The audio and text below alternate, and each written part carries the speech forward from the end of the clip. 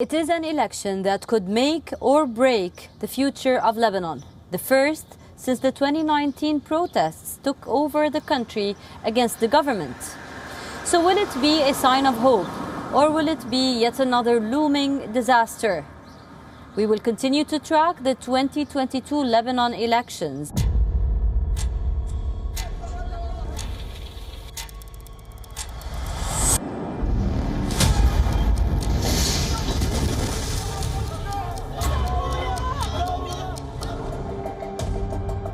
Lebanon is going through its worst economic crisis in decades, one that has been the result of poor financial policies.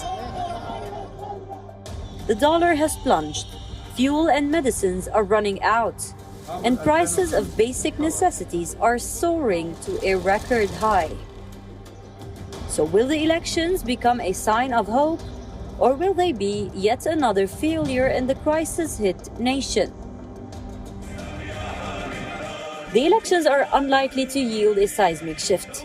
Despite a widespread discontent about the political class, Lebanon's political makeup has plagued the country since the civil war. The president should be a Maronite, the prime minister is a Sunni, and the speaker of the parliament must be a Shia. It was meant to transition the country into a post-war situation. But what it did was allow the conflict to persist in Lebanon. The politicians separated their portions of the government, using the money to enrich themselves and their political class. Lebanon's political regime is hundreds of years old. It did not just start recently when Greater Lebanon was created. It is deeply entrenched in society, in the land, in the logic of the people. The system has held back the emergence of non-sectarian political parties. The elections will be the first since the protests that broke out in October 2019. The anger exploded into months of street rallies, but soon lost momentum as the COVID-19 pandemic hit. Popular fury flared again after the Beirut port blast. A huge stockpile of ammonium nitrate exploded in August 2020, killing more than 200 people and devastating entire neighborhoods. The violence on October 14, 2021 further escalated the situation. Governments have since failed to chart a path out of this crisis. So when the state failed to provide basic services, traditional leaders jumped in. Their decades-old patronage networks helped with handouts, like fuel and basic goods. While the number of independent candidates have doubled since 2018, Lebanon's electoral law is designed to benefit established players. For now, the opposition is far from united.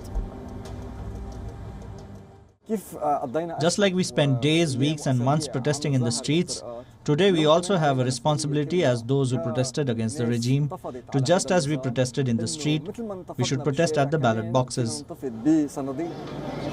The other risk is high abstention rates. Nearly 44% of eligible voters plan to abstain.